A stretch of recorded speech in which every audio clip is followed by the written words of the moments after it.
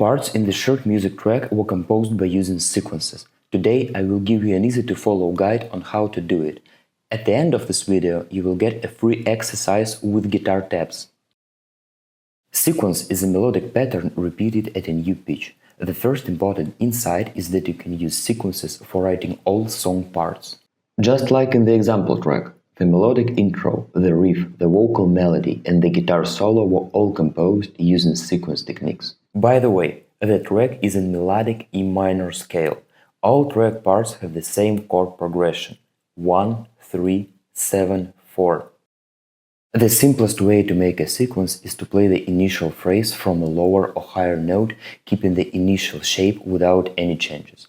This technique is called a chromatic sequence. The intervals between the notes remain exactly the same.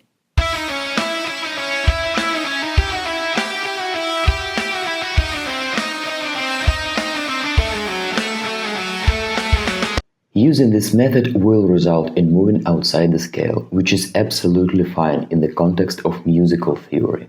It's because you will use the stable scale degrees on the strong beats to stay in the key.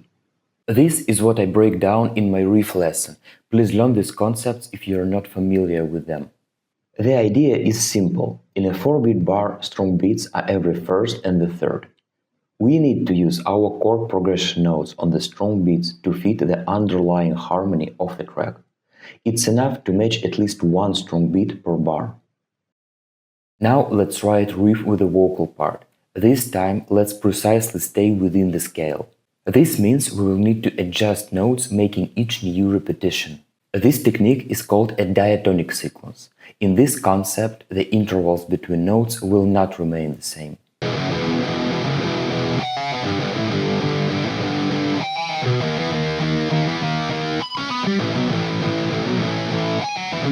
As you could see in diatonic sequence, each new repetition will sound a bit different than the initial pattern. That's because intervals between scale degrees in the key are not the same. There are two spots where I used out-of-key notes. It's not critically important in the context of the whole mix.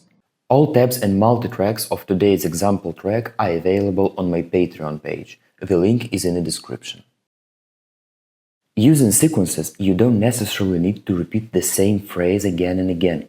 As a composer, you can use some advanced techniques. This is what I did writing the solo part.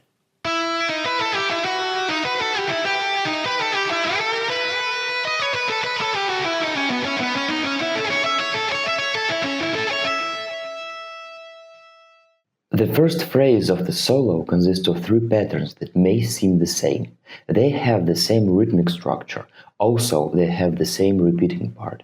However, each first note of the pattern is one step higher in the key than the previous one. This entire structure is called the modified sequence. It gives the phrase a moderate rising tension. At the end of the phrase, it may seem like the pattern will repeat again. The first notes have the same rhythmic structure as the previous patterns. Just when the listener is ready to hear the sequence one more time, it turns out this fragment is unique. This compositional technique is called the failed sequence. It breaks the constant feeling and builds tension.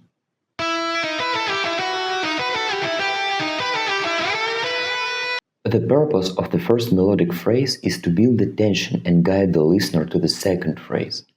The second solo phrase is a melodical culmination. There is no sequences in it. It was composed by descending the scale in the first bar and then covering a wide interval range quickly using sweep picking.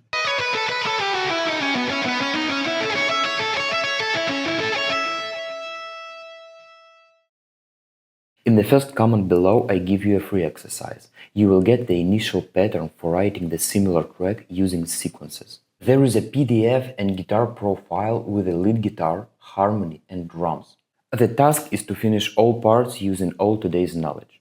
If you find this task too challenging, there is a step-by-step guide on how to do it on my Patreon page.